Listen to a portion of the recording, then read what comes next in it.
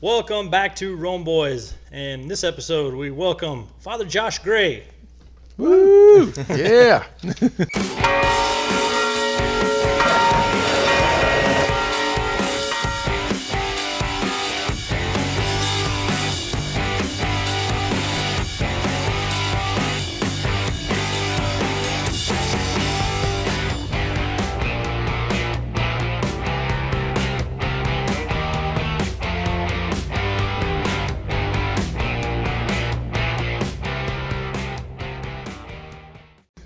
My kids love you, Father Josh. You're awesome. Hello. Break it down. That's funny. All right, Father Josh Gray grew up in Early, Texas, on 30 acres of land with sheep and goats. He was homeschooled through the Seton homeschool program. He went to seminary in Conception Seminary College in Missouri and the Mundane Seminary in Chicago. Mundane. Gosh, I'm not a smart man. I was so close. Mundane. Yes. Hopefully it wasn't mundane. Wow. Yeah, sorry. And he's our speaker. Yeah, I can't read, but I can speak. His first job was at Sonic in Early. He was ordained to the priesthood in 2017. He has had a few assignments in the San Angelo diocese, with his most recent at Holy Angels in San Angelo. Some of his interests are studying spiritual direction, the sacred liturgy, and doing Latin Mass. He enjoys playing video games, working out, and going kayaking. He drives a black Cadillac CTSV. Woo! Pretty sharp. To learn more about Father Josh, visit his website, www.padrejosh.com. Welcome, Father Josh. Cool website. Thank you. Good to be here. Padre Josh. Yeah, Cool website, cool car, cool Yeah. guy. I remember I saw you at the nursing home last year, I think it was. And I said, "Oh man, let me take a picture of you in front of your black car and your black cassock." And yeah, it's cool. I still have the picture. I made a big 20 by 20 Poster on his wall above his bed. You're my hero. His wife loves it. It is cool, I must say. Yeah. Who wants to take I the love first my question? family and all. It's great, and I mean that to the bottom of my heart, but I'm jealous. It's pretty cool. Right. So our first question is, how has 2020 been for you? So I'll try to give you a decently long answer. We'll see what I can come up. So it started off, of course, as you know, with a pretty normal year until March hit and everything changed. Of course, with the coronavirus pandemic, which is still ongoing. Even during this year, it's been a year of transition for me, because I was the July 1st, to Holy Angels as a parochial vicar, which is like the associate under Father Charles Greenwell. And so that was a good transition, praise God, because I went from a role of having to basically be in charge of the parish to a role where I could just assist the pastor to run things, which is a lot less stressful, I can tell you that much. So I appreciate this period of reprieve. I've never done that before, and so that was the first experience for me. Learned a lot from that. Just not to make it any easier, the pandemic messed up, of course, my time as administrator, because I'm trying to figure out how to run a parish and run a parish in a pandemic without, of course, reaching out to the people, without losing parishioners, how I can minister to them. So I was trying to get creative, and I was paying attention to other priests I know, trying to see what we could do with ideas like drive-through confessions and streaming the masses and things like that. So that took a lot of work, a lot of creativity, but I got through it.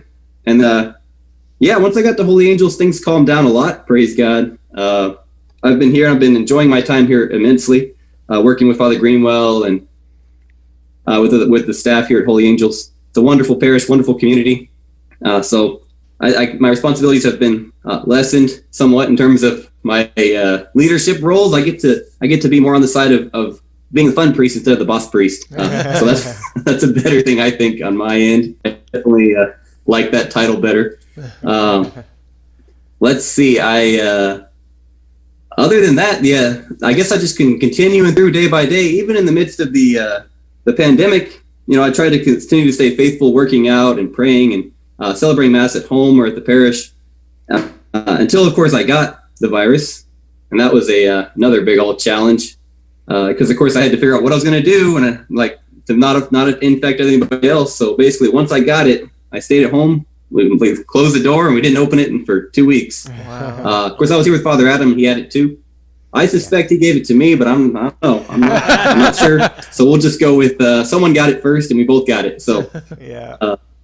Either way, though, we were trapped here for 2 weeks, so it was that was another interesting experience. But praise God, we didn't have any serious symptoms. It was just with a light case for both of us. That's good. But it was definitely I was trying to figure out how to get into a new routine. And Father Adam was just itching to get back to work. It was kind of funny, the difference between the two of us, because I was like, okay, I'm going to make this work. And Father Adam, I want to get out of here. I can't stand it anymore. I've got to get out of here. I've got to get out of here. Calm down. Get a hold of yourself. And I'm like, okay, well, we'll figure it out one day at a time.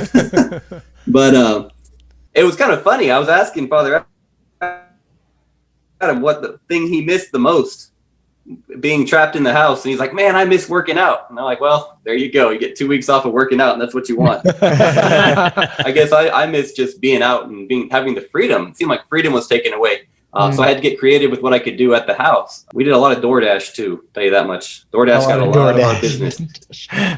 Nice. Yes. There was a lot of food delivered, but then once we both got clear of that, it seemed like it was back to work even more intensely, because all those meetings I had, and I had plenty of meetings, and I think I'm meeting with like 7 couples right now, and that was 7 meetings. So I was just like, well, we gotta have to push those back a couple weeks, and then I prefer to meet with them in person. I think it works better. I have to kind of gauge their participation. And it's really hard to do that over Zoom. Yes. So I can't tell if they're kind of like on their phone or Put the phone Yeah. whatever they're doing. But whenever they're in person in my office, I can look at them. I can see if they're falling asleep.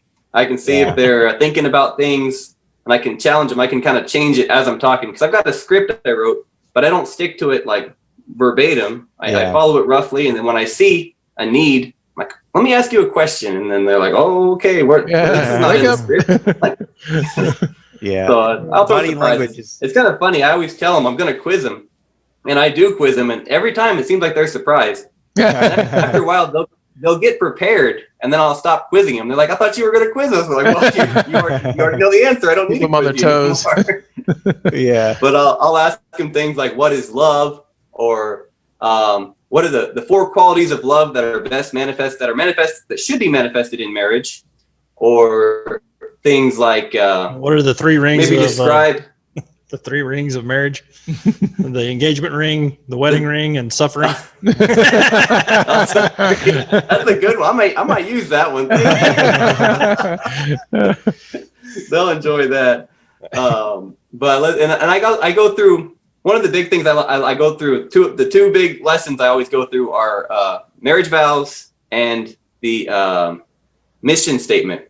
I make sure all my couples try to memorize their marriage vows, and secondly, that they've written a mission statement together for their marriage. That's cool. Wow.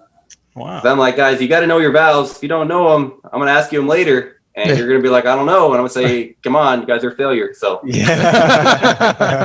I actually ask a lot of married couples if they can remember their vows. And a lot of times it's funny. The answer doesn't change. Like most people say yes. And I say, okay, sure. What are they? And they're like, I don't know. I'm like, that's what I thought. Not that long. But most businesses. I do like that. Sorry, most institutions, businesses have a mission and a vision, and that's just commonplace. I like your thought, because marriage is an institution as well, right?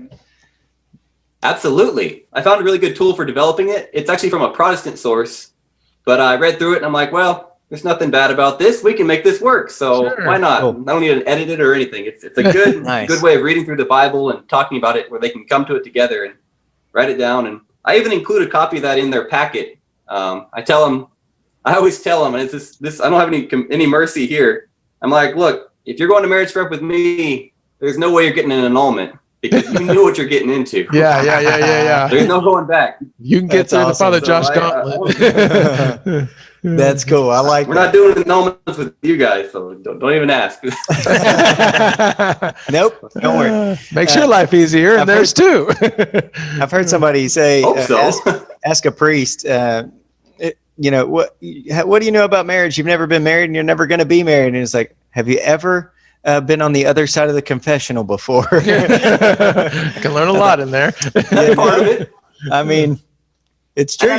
And that's the thing. Like, it's interesting because that's a good question. That's not the only critique, I think, of a priest giving marriage prep. Because a lot of times it's really helpful to have another couple offer marriage prep to a couple from lived experience. And I approve of that. I don't knock that at all.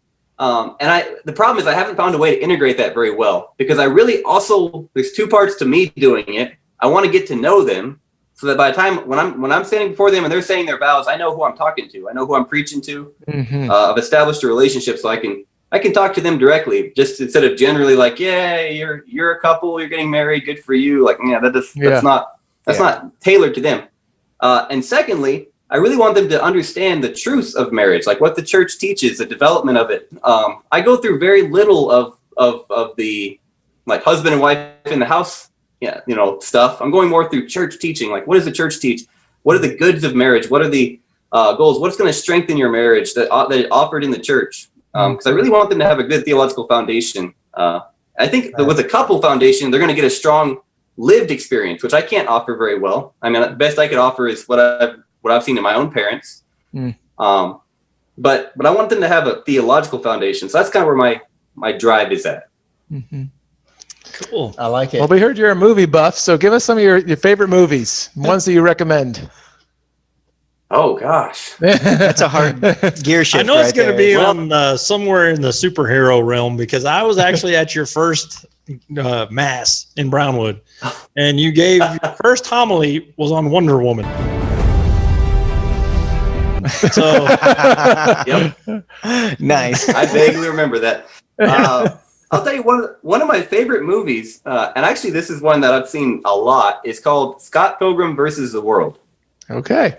Cool. And it wasn't a super hit. It wasn't a big hit. It didn't really go mainstream. It came out in theaters for a short period of time. It has a lot of like A-list actors, like, Captain America, Chris Evans is in there, and there's a whole list of people. Brie Larson, what's her name? Captain Marvel. All these like really high level actors, actresses are in there, but it never really took off. But it just was a really good movie. Awesome. It's sort of superhero-y, so I like that one a lot. It's really comedic. I've heard of it. Yeah, I don't remember it, but I've heard of it. I don't remember content. That's probably one of my top movies. Really entertaining, really good. Well, now you're going to have a really strong cult following from all of our viewers. yeah. Oh, my mom doesn't really watch movies. That's hilarious. Yeah. Oh, goodness. And so DoorDash, that leads me into the next question. Who is bringing you food? Yeah, what's your favorite food? Oh, I thought you were talking about the name of the driver, and I was like, Not John. No. let me check my phone to see who the drivers were. No. Yeah. Let's see. Father Adam and I were kind of rotating through different ones. Wingstop was a popular option. Oh, yeah. And we did the. How about JJ's? Which one? JJ's. Jimmy John's. No, I've not done that one. Wow. We did What the Pho. That's a good one. Oh, yeah. Vietnamese place next to HEB. Yes. And then, Wingstop, What the Pho, and then we did a lot of Tropical Smoothie Cafe. Oh, yeah. Can't go wrong. It's delicious. Smoothies, their sandwiches. It was just, it was wonderful. Yeah. Yeah, we were getting that almost every day, honestly. It was kind of like keeping them in business. It was healthy. But hey, you haven't had JJ's, so you've got so much yet to live for. So that's pretty exciting for you. I have to hit them up for a plug here. Get some advertising. One of our questions, I'm sorry, I'm asking them all. I'm just interested. You go right on ahead. What's the I don't want to say the coolest, but that's just my simple brain. What's your favorite church that you've gone to? Like in the world? Attended, or actually, you mean like officiated? I don't know. I mean, either. like in another country, if you can, and even more locally, Texas, our diocese. Give us a few. I like. I mean, I've been to a lot of churches. That's of course, like that's what I would. If I went overseas, I went to churches. Like I was looking for churches. Sure. Yeah. Even when I travel here, like I look for churches. So I want to say one of the ones that left one of the biggest impressions on me, and I honestly can't remember the name of it, so that's kind of unfortunate. It was one of the churches in Rome. And of course, as you know, if you've ever been to Rome, there's just like churches literally like everywhere. Yeah. So it doesn't help to say like one of those churches in Rome, because there's like one of 1,000. Which one? So There's one on the south it corner. had really nice paintings, but again, that doesn't help either. Yeah. Cool.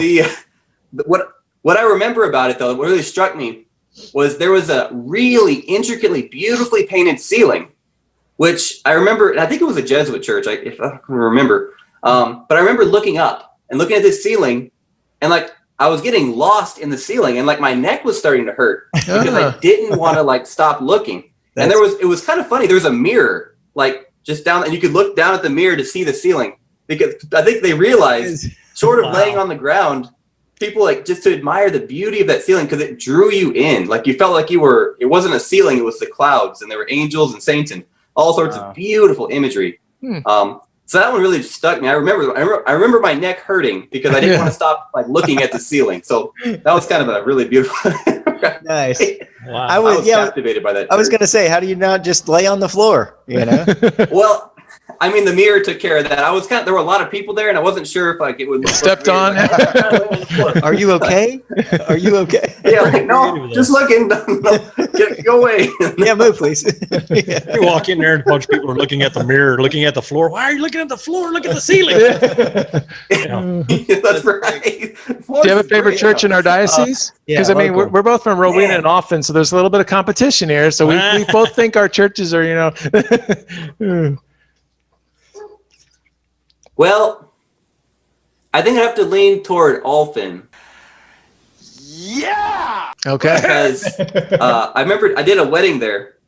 I did a Latin Mass wedding there recently, and it was beautiful. I mean, I love that church. I've been there a lot. It is. But it worked really well, even for that celebration of that marriage in the Latin Mass. So I really enjoyed that. It was a really good sacred space. So and getting to use that high altar was nice. Mm-hmm. Oh yeah. And then we still have the communion rail over there, and for that wedding, we actually put the gates back up.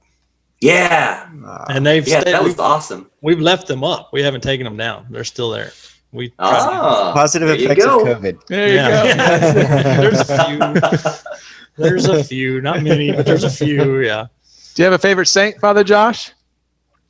Ooh, good question. I got to go back to my default. I mean, I've got a lot of favorite saints. Sure. Like, all so awesome. It's not like one wins, but I got a couple of defaults. The top two probably that I pray to the most often for their intercession would be Saint Therese of Lisieux and Saint Anthony of Padua. Nice. Those are my top two. Mm-hmm. Saint Anthony was my confirmation saint. Cool. So I kind of remember him a lot. And Saint Therese just had a big impact on me when I was entering seminary. So awesome. That's cool. Neat. I'll tell you a fun story about that, actually. Please. Yeah. That was my next question. So this was like I think it was my first or second year of seminary, and I was my spiritual director. He said, "Hey, why don't you read this book? Story of a Soul." I was like, "All right, sure, whatever." Because we had 45 minutes of silence every morning, and I was kind of wondering what to do. And he's like, "Here, read this." I'm like, "Okay." So I read it, and I read it again and again and again. Because I was getting more and more fruit out of it, and I was praying with it. And I had I received this message. The message was, you're gonna come see me or see my church or something like that. I can't remember exactly how it was. And I was like, oh, that's cool. I'm committed to that. I'm gonna do that. I want to go see your church. And then in my 7th year of seminary, a donor came through and donated for my whole class to go to France. Awesome. And we got to go to Lisieux. Awesome. And I was just like out of the blue, I remembered that, which was 5-6 years before. Yeah. I was like, wow. It came true in a sense that message, you're gonna come see me in the church, and then there 5-6 years later, there I was standing in that church, and I was like, wow, this is amazing. This is powerful. That's cool. So I remember that. That's awesome. How could that not be your favorite church? It is a I mean, beautiful church. It wasn't- really is. architecturally Huge speaking, basilica. wasn't crazy. It was okay. You know, I wasn't captivated by the paintings or, you know, the architecture. Yeah, It's all yeah. kind of like, it's a nice church. My neck didn't hurt though. So Yeah. Speaking of the seminary, since you brought it up, what is one things that they didn't teach you that you were like, that surely would have been nice to Like, know? why didn't they think about that? Yeah. but Okay, one if thing you have just- more than just one. Top 10 list. Go ahead. Here we go. let me get my notepad. No. So I guess the biggest thing that was a big shock for me, because living as a parochial vicar, it's not a ton of responsibilities, right? It's ministering to the people, but I'm not administering to the parish. I'm not administrating as the administrator, I should say. I don't know if I'm saying that correctly. But when I was put into the role of administrator, rather unexpectedly, last year, I found myself thinking like, man, I really don't know a whole lot about leading the church in terms of like having a vision for bringing the church forward. Like we talked about it broadly, and I guess that's the only way to do it. But I always figured when I get my own church, I'll figure things out as I go. And then suddenly it's like, okay, figure it out right now. And I'm like, oh gosh, I am not ready. Yeah. I didn't really prepare for this. I didn't plan for this. I don't know if I could have prepared for this. Yeah. Even if I was put it as administrator at the end of the year, normal scheduled time, knowing that now, it's to say, okay, this is what would have been a lot more useful. It would have been useful to go through like, okay, how to run a finance meeting, how to run a parish council meeting, how to present a good vision and leading people with that vision. Like, what are some good tools for this? Like things like, I was like, man, I don't really know what I'm doing. So it was a learning on the process kind of opportunity for me. I learned a lot in that year, but it was quite challenging. And I wish I would have had a little bit more preparation for that in seminary. Almost like if they would have like forced it on you, say, look, you're going to be administrator. Imagine you're administrator tomorrow. What are you going to do? How are you going to lead this parish? I'm like, that's not a question that I was prepared for. Mostly because, in our diocese and in most dioceses, they don't put new priests as administrators, and again, I've been a priest for 3.5 years. So I'm not necessarily a new priest, as new as coming out of seminary, but that's still something that would have been super helpful to say, okay, if you were administrator tomorrow, how would you run a parish? What steps would you take? Like, think about that, write it out. Like, let's discuss that. That would have been really helpful.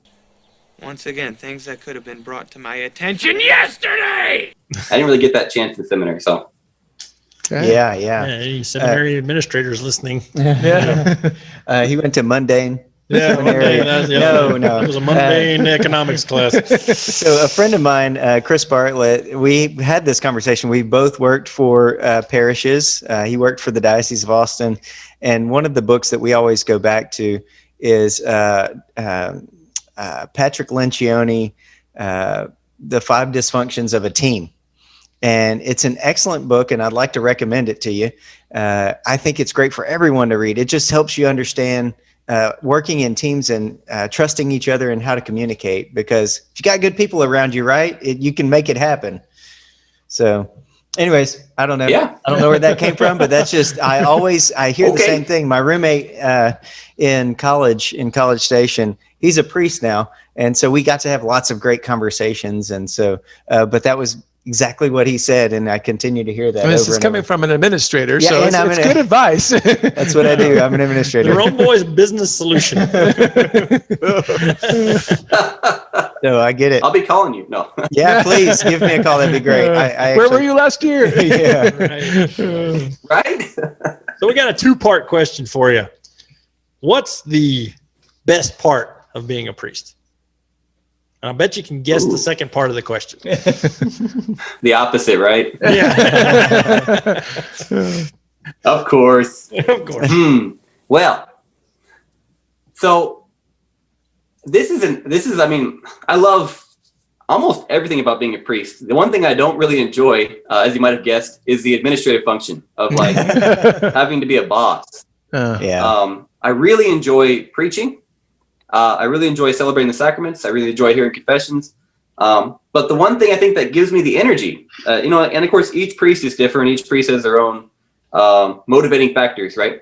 One thing that really gives me energy in my ministry is marriage prep, as you might have guessed. So if I were to name one of my favorite things as priest, it'd be leading couples through marriage prep and then marrying them. Yeah. That's great. That's something that I get a lot of joy from, that, a lot of energy. And like, I can go late at night, even like I'll meet with them for, even 6:30, 7:30 in the evening. We'll just let's do it. Like, let's do marriage prep. Whereas, normally it'd be like, let's go to bed, but no, I'm ready for this. Because that's something that really kind of excites me, gets me. It's interesting that even, you can, like, if I work on certain things, I'm just like, I'm done, 9:00 at night, I'm just done. But those things that get you fired up, it's amazing how it fuels you.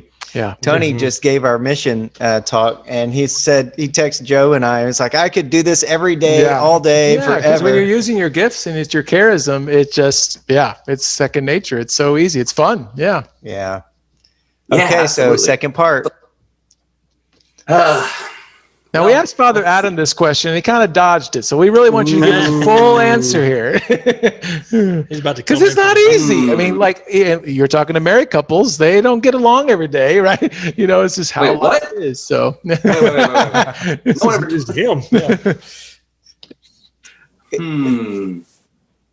Well, let me think. I mean, I guess This is you being vulnerable, so we get it. It's a tough question. this is a tough question, right? I mean, like, because like I said, even Well, at that the end just of the shows day, how much you love your job. if I had a bad experience, it's not going to make me not want to be a priest. Right, Like, it's right. just like, yeah, that was a bad experience. Okay, just onward, hardest part, like the cross. You feel the cross. I think one particular challenge for me, that in terms of the priesthood, could be perhaps the distance between brothers, if that makes any sense. Yeah. Between family and between brother priest.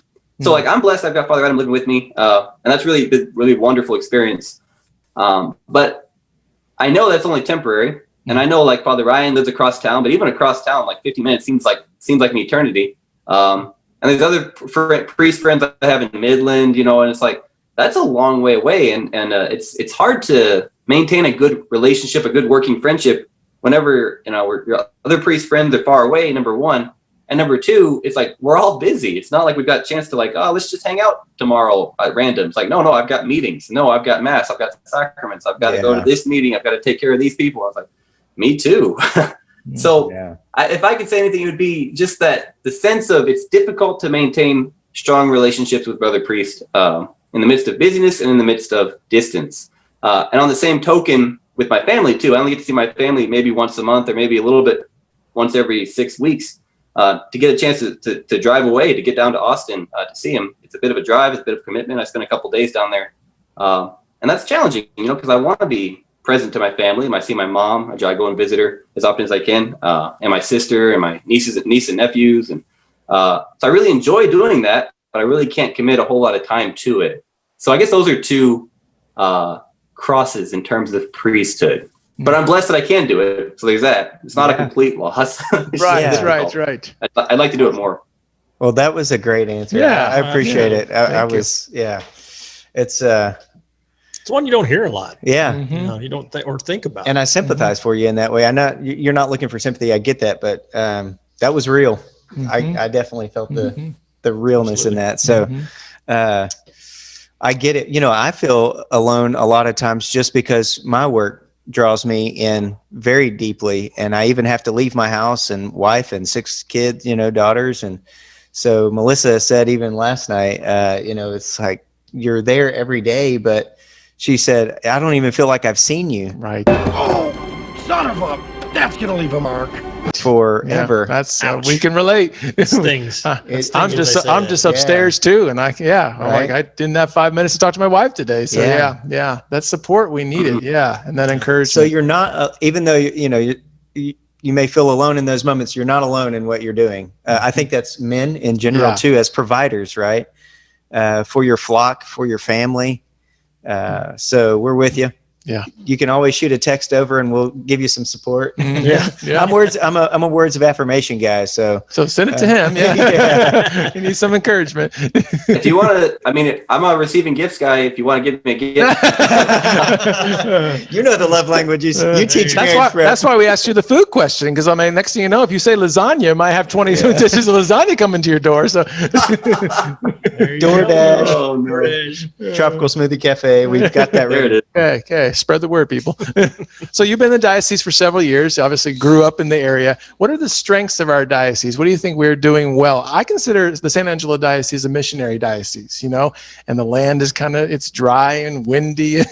And in a lot of ways, people's faith, it mirrors that in some ways. So anyways, the strengths of our diocese, what do you think? Being in different parishes and... Yeah. I think one of the strengths our diocese has is how do I put it? The differences between the parishes. I think that's a huge strength. The parishes are not cookie cutter by any means. Each parish you go to is very unique and very different. You take like San Angelo, or you take Midland, you take Odessa, you take Abilene. Those are your 4 major cities. And there's, of course, plenty of churches in all those cities. And you go to those different churches there, and each one has a unique charism, a unique way to encounter God. The Mass is the same. The prayers are the same. But there's a unique charism that I think people are able to connect with.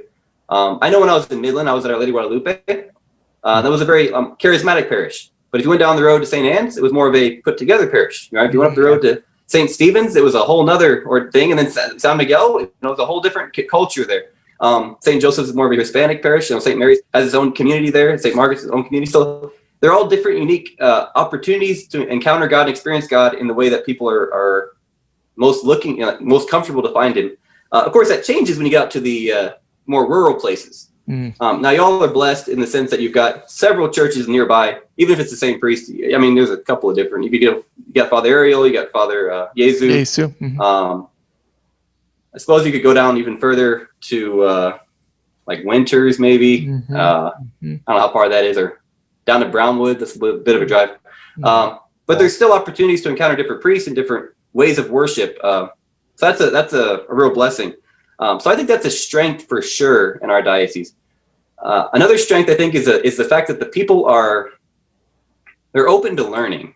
I've discovered, and I think they're hungry for learning. It's not people aren't done, and I see that. I saw that a lot in other places I've been where I visit, where people they're content with the way things are, and there's no need for them to know anything else about the faith or about updates coming from the Vatican or anything like that. But I think here people are eager to learn, even about things that are already that have been going on for centuries. I mean, even take the Mass, for example. I was really happy to do that teaching Mass down there for y'all. And I actually got an email from, who did I get it from? Another priest asked me for the copy of that script because they were going to do the same thing because their parishioners were asking me about it. Right.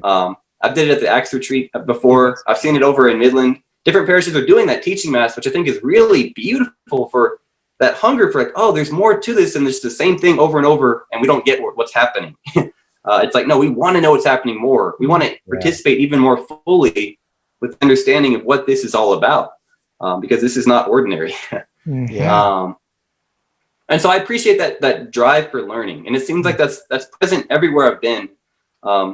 Sometimes I got ignited a little bit, but once it's been offered, people are all about it. And I found that even with marriage prep, it's kind of funny because I usually offer this marriage prep wherever I go, whatever parish I'm at. And usually there's not already a system like this. Usually it's go to engaged encounter, and that's good. It's a good start. But it's like, hey, would you be open to meeting with me for a couple months and exploring what marriage is all about? And most of the time they're like, are you sure? I don't know if I'm going to like this. And after the first or second meeting, they're like, let's do it. Like, that's right. That's what we got to do. So sometimes I got to get them, get the spark lit. But once it gets lit, they're invested. They want it, and they usually enjoy it. I get a lot of good feedback from that to say, yeah, we want to know more. I know I asked one couple the other day, what are you doing to help strengthen and learn more about your faith? And they're like, well, we're coming to this class. That's genius. I'm like, well, what happens when it's over? What are you going to do? Like, well, we'll see. I'm like, all right, well, we'll work on that. Very good. Watch Rome Boys, maybe. There you go. There you go. Yeah. Shameless plug. Yeah. So what are the areas that you would like to see grow in the Diocese of San Angelo? I think that's it goes back to that original thing I said earlier about fraternity among priests, maybe. If I think our presbyterate is full of priests from different cultures, different backgrounds, whether it's local, whether it's from other places in the U.S., whether it's from other countries. And I think there's ways that we could strengthen that fraternity. But it's really difficult to get that started. I know Father Adam made a really good effort when he first moved in here, and it wasn't met with a whole lot of success. I made an effort a couple years ago, and also wasn't very successful. And I understand we're busy, but I think that's something where, if the priests could get together more, I think the parishes would benefit and the diocese would benefit. Especially like having lunch once in a while with brother priests. Ideas are shared, and we learn a little bit more from different ways to take care of things, different ways to minister to people, things that were successful in parishes, things that were not successful. So that I can say, okay, and like, this is something I can take back to my parish, or this is something I will avoid in my parish. Right. And so I think that'd be something that would really strengthen the diocese. That could be a strengthening factor. I mean, that's kind of among the priests. I think among the people, the only thing I could think of would be, and this goes back to that same idea of learning. I think if there was more of an opportunity for the lay people to engage their faith on a local level, right? I think we have programs. I mean, like Roman Voice is great. I think we have programs like Word on Fire or Ascension Press or what's that? What's that one every parish has? Formed, yeah. And those are great, but I think where those lack is that they're too big. Yeah, and people maybe personal. aren't interested. So it needs to be something local where people can just tap into it. Like, I mean, I know we had Theology on Tap a while back, and those were usually fairly successful at the Newman Center. But something along those lines, I think, could really strengthen that if there were more opportunities for local learning versus do it yourself online or enter a program that's like watch a movie and maybe you enjoyed it, maybe you didn't. But if you can talk to somebody and they talk back, well, that changes. It's real. There's a lot of room for growth there. It's real, versus someone talking at you. Like, well, thanks for talking at me for an hour. I have questions, but I can't ask you anything. So. Or I don't have any questions. I don't know what you said. Okay, well, that would help. So that would be another thing where I think we're not very strong in that area. And it's really tough because that's the issue I see as a priest, right? Is that like, I'd love to offer programs like that, but I can't commit to very much of that. I can't put on a program that's going to last with any indefinite length of time or even short length of time without doing a whole lot of preparation and study beforehand and then committing a lot of hours. And I've already got a lot on my plate. And that's maybe that's not a good excuse, but that's the truth for all the priests, I think, is that we've got a lot on our plate already, and then entering into a whole nother commitment is really challenging. So I always feel like this could work. This could start among theologically trained lay folk, as I put it, lay people. They're already theologically trained. They could perhaps lead this. I had a beautiful experience of that back at Cathedral. There was a family, and they had, I think they had like a master's or a doctorate in theology, and they would do little Bible studies at their house. And I went one time. I was like, man, I'm learning from y'all. This is awesome. Yeah, good. So it was a small little community, but it was great. That's a good point. I think something we probably don't do well enough is just Bible studies. And a lot of times you go to people's homes and, they cook a meal and you get to rotate that host home. And so I agree. It needs to be local. And all the responsibility should not be on your shoulders and the priests of the parishes. It's a good thing you're not a big fat guy, or this would be really difficult. And like you said, it needs to be personal and like a small group setting, so where people feel comfortable to talk. But if it's a huge group of people or a video, okay, 7 to 8, see you later. That's where real conversion can take place, when there's that encounter, like you're talking about marriage prep, and being able to, get to know them and they get to know you as well. I see part of the problem with that, though, is kind of like Father Josh was saying earlier, or just a minute ago, about how everybody has something on their plate. It's usually the same people, always trying to do something to get things going. We're not getting any new help. It's always the same group of people. Or what is it? So there's your question. How do we get the people that are somewhat committed, but not fully committed, and then also help those people that are so committed to be a little bit less so they can breathe? Or not get burned out. I mean, that's a unique situation. I mean, because sometimes there's the issue of, they don't want to give up their responsibility. Yes. Or the other issue is that no one else will do it. I mean, that's exactly. They get kind of stuck in the position of, well, we're doing it because no one else will. We're happy to step back, but no one else will commit to this. I've heard this before somewhere. It's true. I mean, so that's and it's really hard because often maybe it gets set to the idea that this is really labor intensive, and maybe they make it that way, but it doesn't always have to be, right? But Yeah. That can be part of the issue. And I mean, it can be beautiful when you have a beautifully presented presentation, that you have a powerfully constructed PowerPoint and all sorts of references and citations. And then people are like, oh, I'm never going to read these books. I'm never going to look at, I mean, like, thanks for the show. Yeah. And so like they put a lot of work into it, but it wasn't as fruitful as maybe someone just talking and taking questions. Yes. So I don't. And that's what we get from you. Though. From you as a priest, we can see that you are real, and that's why we appreciate you and thank you for your priesthood, because you are able to just say, "Oh yeah, he's just a regular guy. He is a priest. Praise God for your ministry." But at the same time, you do have struggles, and you're real, and I think people can relate to that and be able to. Yes. Yeah. Keep it real. Keep it real. I try. Every day at the gym. Yeah. What else we got? Anything else? Yeah. It's up to you guys. What questions do you have for us? Because, nobody ever asks us any questions. I guess nobody wants our opinions. We just put it out there. Okay. Can you explain the hypostatic union? Oh, my. Yes. Tony can do that. 400 words or less. Short Tony. answer or the long answer? Here, we're going to go down and get something to drink while Tony takes this one. See it, In the catechism, paragraph number. Oh. But it's good. We got to be on our toes, man. Like, and always be ready to give a defense of what we believe, right? Yeah. Jesus is fully God. He's fully man, right? There's your short answer. There you go. You're ready. Okay, so then here's a question. How are you in your own parish? Are y'all at the same parish, right? Basically, yeah. Rowena, all in the same cluster. Yeah. We see each other all the time. Same cluster, yeah. How are you in your parish or your particular parish helping to minister to the needs of the people, assist the priest in spreading the gospel and reading the Bible, and how are you able to foster that, or how are you seeing growth happen in your parishes? Yeah, that's a great question. We're all involved with RCIA. Yep, that's how Rome Boys kind of got started. Was we all teach at our RCIA program. Our cluster comes together to do that at one of our parishes. It's a team effort rather than just one person or a couple. Yeah, and then that helps. CCD. Yeah, CCD. Tony taught the just did a parish mission. Did the parish mission. There's also parish council.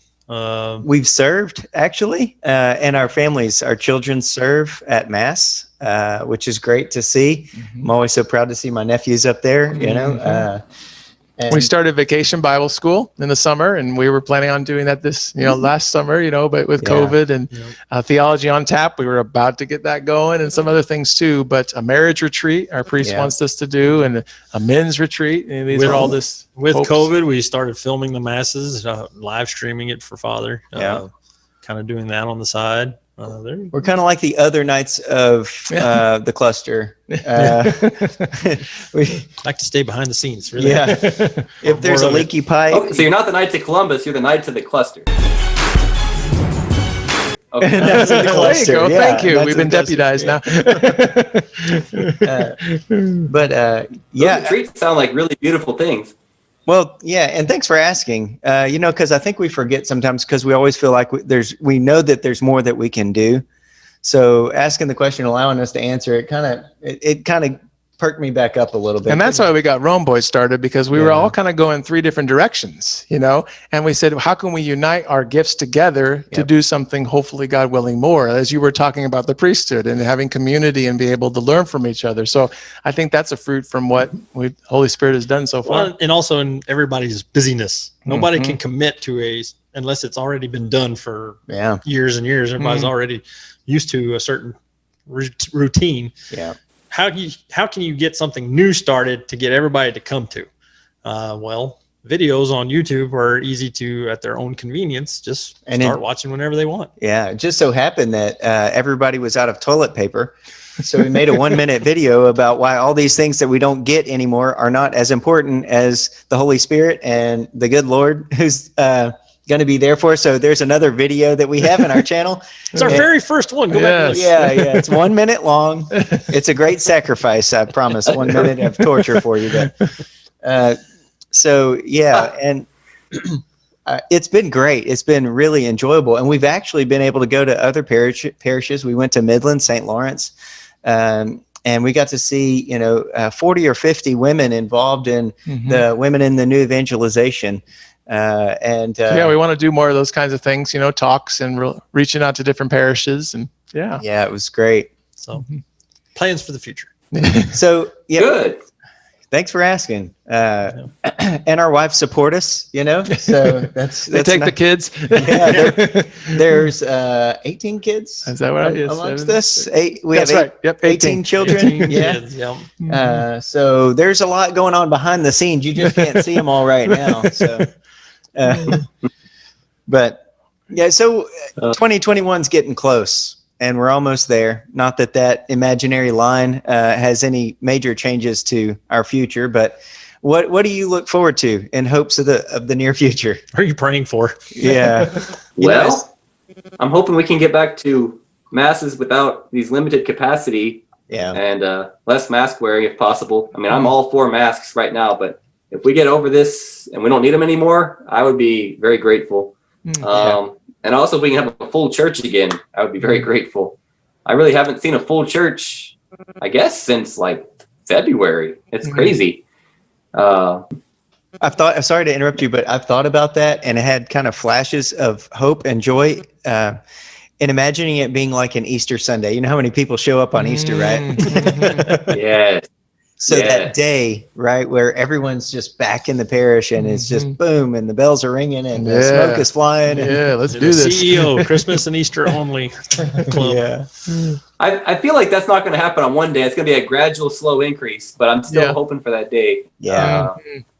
Even if we get to the point where we don't have to wear masks and social distance, I still think it's not going to be next Sunday's full church. It's going to be, I think, a gradual growth and invitation back one by one, family by family, till the church is full. Well, maybe we will So have that's- a big Easter too. Hopefully. That's about the timing, right? So We can hope. Yeah, we'll see if they got it figured out by then. But so that's one thing I'm really praying for and hoping for is getting back to ministry as it has been, where it can be a little more personal. Because that's the thing that I've been missing. I have all these ideas and I really want to engage people. I want to have dinner with them. I want to have small communities, and I really can't with this pandemic. I really can't be gathering too many people together. And so it's like I really missed that opportunity to have a couple of families together. We'll just get together. We'll have a meal. We'll talk, and see where it goes from there. So that's something I hope we can get back to. Those small communities have a lot of they bring a lot of life to me, and I think to the church as a whole. Whenever there's small groups of families who meet together and pray together, eat together. So That's great. Absence makes the heart grow fonder, right? Yep. All people can be so sweet. For sure. So, Father, where can our viewers find out more about you and some of the things that you're doing?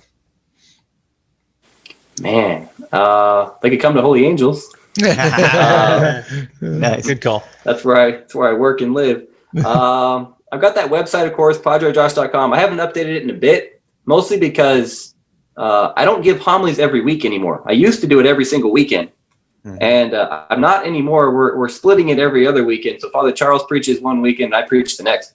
So it's a little bit different. I'm still celebrating masses and things, but my preaching is not as regular as it used to be. So I'm not putting them all on there anymore because I'm not doing it as much. Of course, I missed that as well. But yeah, they could definitely do that. You can always, of course, find me at Holy Angels. That's where I work and pray and play.